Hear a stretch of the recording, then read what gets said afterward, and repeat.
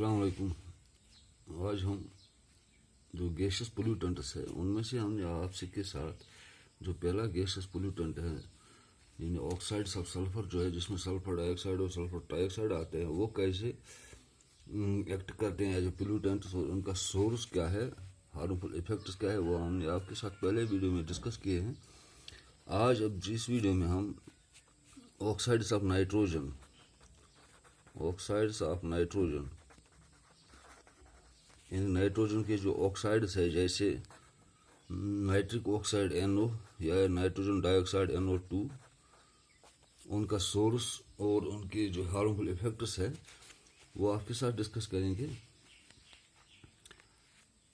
जो नाइट्रोजन के ऑक्साइड्स है, इसके वेरियस ऑक्साइड्स है जैसे नाइट्रिक ऑक्साइड है या नाइट्रोजन डाइऑक्साइड है, जो कि नाइट्रिक ऑक्साइड जो है ये एक कलरलेस गैस है, ऑर्डरलेस गैस है।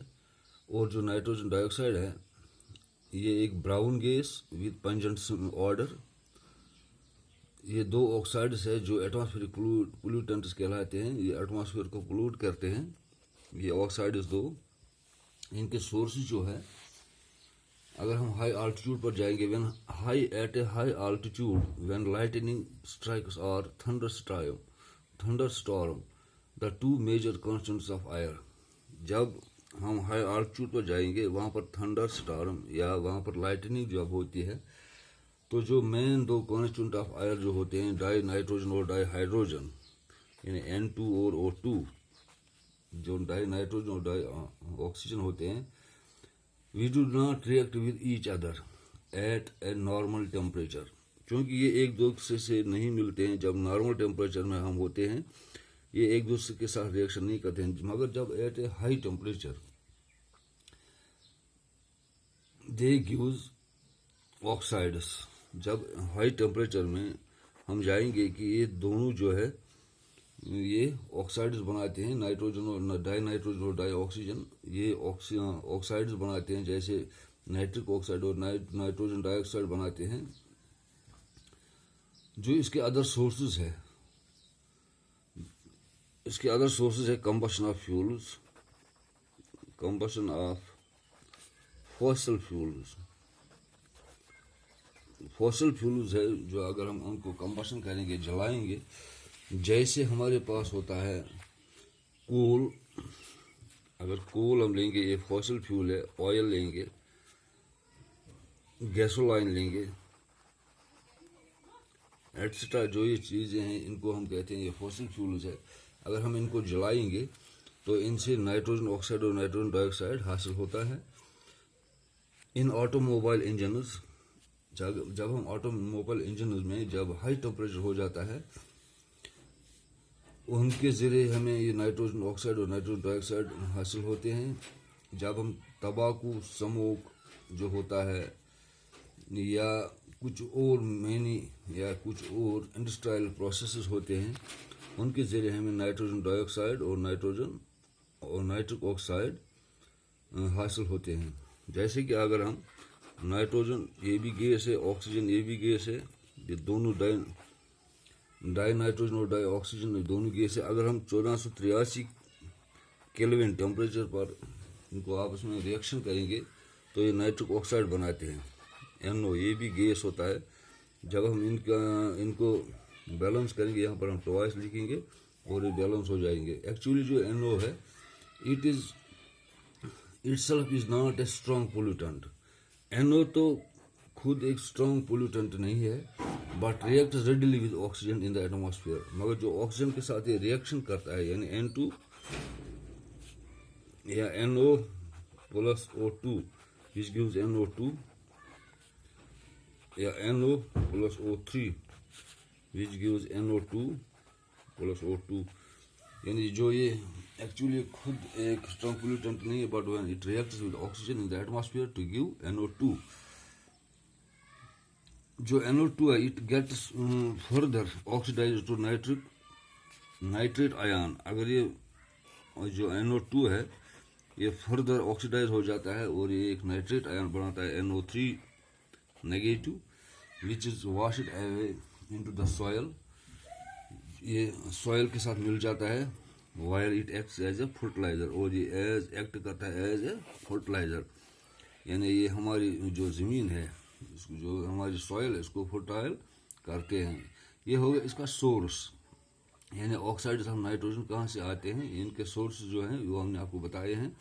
अब उनके जो हार्मफुल इफ़ेक्ट्स है वो हम आपके साथ डिस्कस करेंगे। Harmful effects of harmful effects, इसके हार्मफुल इफेक्ट जो है, क्योंकि नाइट्रोजन डाइऑक्साइड जो है is highly toxic for living organism. Nitrogen dioxide जो है ये एक जहरीला गैस है, जो भी लिविंग ऑर्गेनिज्म यहाँ पर है उनके लिए एक जहरीली गैस है। As it causes irritation in eyes, जब हम देखते हैं कि ये इरिटेशन सूजन वगैरह पैदा करते हैं हमारी आँखों में। And can इंज्योर liver and kidneys, और ये हमारे लिवर और किडनीज के को भी ख़राब करते हैं, उनको भी इफेक्ट करते हैं। इट आल्सो इरिटेट्स लंग्स, ये लंग्स को भी इरिटेट करते हैं। And thus leads to an acute respiratory disease, जो एक्यूट रेस्पिरेटरी डिजीज़ होती है, यानी लंगों की वजह से जो डिजीज़ होती है उसको रेस्पिरेटरी डिजीज़ कहते हैं। It is higher concentration in the atmosphere leads to formation of irritant red haze, अगर इसकी ज़्यादा कंसनट्रेशन एटमॉस्फेयर में हो जाएगी, ये एक रेड हेज बनाता है इन द ट्रैफिक। अगर कोई ज़्यादा ट्रैफिक हो या कोई कंजेस्टेड एरियाज हो, वहाँ पर ये इरिटेंट बनता है as a red haze. In plants it is higher concentration causes leaf fall, plants में देखेंगे अगर इसकी हायर कंसनट्रेशन होगी तो ये लीफ फॉल, जो पत्ते गिरते हैं। And retard the rate of photosynthesis, और जो फोटोसिंथेसिस होती है प्लांटों में उसको कम करते हैं, उसको रोकते हैं। NO2 being a coercive oxide, क्योंकि NO2 जो है ये कोरेसिव ऑक्साइड है, यानी ये जंग ज़्यादातर लगाता है। It is also harmful for various textile fibres and metals, textile fibres और मेटल्स के लिए ज़्यादातर हार्मफुल होता है। जो नाइट्रेट आयन है NO3 नेगेटिव, जो हमें NO2 से हासिल होता है, ये एक इम्पॉर्टेंट फैक्टर है for making rain water acidic. इसके ज़रिए जो रेन होता है, रेन वाटर जो होता है उसको एसिडिक बनाता है यही NO2। ये हो गया जी कि ऑक्साइड्स ऑफ नाइट्रोजन, उसके सोर्स और हार्मफुल इफेक्ट्स। अगले वीडियो में हम जो और गैसेस पोल्यूटेंट्स है उनमें हाइड्रोकार्बन आता है। हाइड्रोकार्बन ये भी गैसेस पोल्यूटेंट का रोल इख्तियार यहाँ पर करते हैं। जो हाइड्रोकार्बन है वो क्या, हाइड्रोकार्बन होते हैं compounds of carbon and hydrogen, और इनमें among various hydrocarbon methane CH4, और इसको हम मार्श गैस भी कहते हैं। CH4 इसको हम मार्श गैस भी कहते हैं, मार्श गैस इसको हम कहते हैं। It is the most abundant hydrocarbon pollutant, यही सबसे अबंडेंट, सबसे ज़्यादा हमें हाइड्रोकार्बन में यही गैस पाया जाता है जो एक पोल्यूटेंट का रोल यहाँ पर करता है। इसके सोर्स जो है they are obtained by incomplete combustion of fossil fuels. अगर हम फॉसिल फ्यूल्स का इनकम्प्लीट कंबशन करेंगे, उससे ये हासिल होता है। In automobile engines and by anaerobic decomposition of organic matter or vegetation. For paddy fields, coal mines and rotting garbage dumps, large amount of methane are released. यानी अगर हम एनारोबिक डिकम्पोजिशन करेंगे ऑर्गेनिक मैटर का या vegetation का, या जो paddy field से वहाँ से हासिल होता है, कोल माइन से हासिल होता है, और रॉटिंग गार्बेज डंप्स, जो हम डंप्स बनाते हैं उनसे बहुत ज़्यादा मकदार में हासिल होता है मीथेन गैस, जिसको हम मार्श गैस भी कहते हैं, और ये ज़्यादातर रिलीज होता है एटमॉस्फेयर में। इसके हार्मफुल इफेक्ट्स जो है, हार्मफुल इफेक्ट्स इसके हैं ये, अगर इसकी हायर कंसनट्रेशन होगी, इसके अगर मीथेन गैस का हायर कंसनट्रेशन होगा तो ये एक कार्सिनोजेनिक इफेक्ट पैदा करता है। कार्सिनोजेनिक इफेक्ट होता है कि जो cancer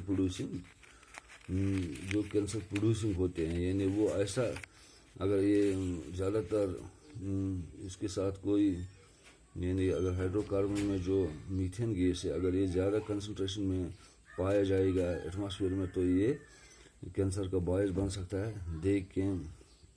they cause ageing of plants, ये जो प्लांट जो है उनकी एजिंग में ज़्यादा काम करता है। Break down of plant tissue, जो प्लांट टिश्यू है उनको ब्रेक डाउन करता है।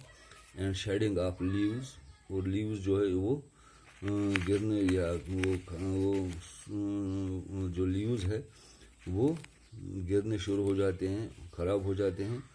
हाइड्रोकार्बन जो है which reacts with oxides of nitrogen to form secondary pollutant, जब हाइड्रोकार्बन ऑक्साइड्स ऑफ नाइट्रोजन ये ऑक्साइड्स ऑफ नाइट्रोजन रिएक्ट करते हैं उनके साथ, दे फॉर्म सेकेंडरी पोल्यूटेंट्स। ये हो गया हाइड्रोकार्बन और ऑक्साइड्स ऑफ नाइट्रोजन, ये भी एज पोल्यूटेंट, इनको गैस पोल्यूटेंट कहते हैं। यहाँ पर ये इस्तेमाल होते हैं। इसके बाद हम ऑक्साइड्स ऑफ कार्बन जो है उसके बारे में आपसे डिस्कस करेंगे अगले वीडियो में।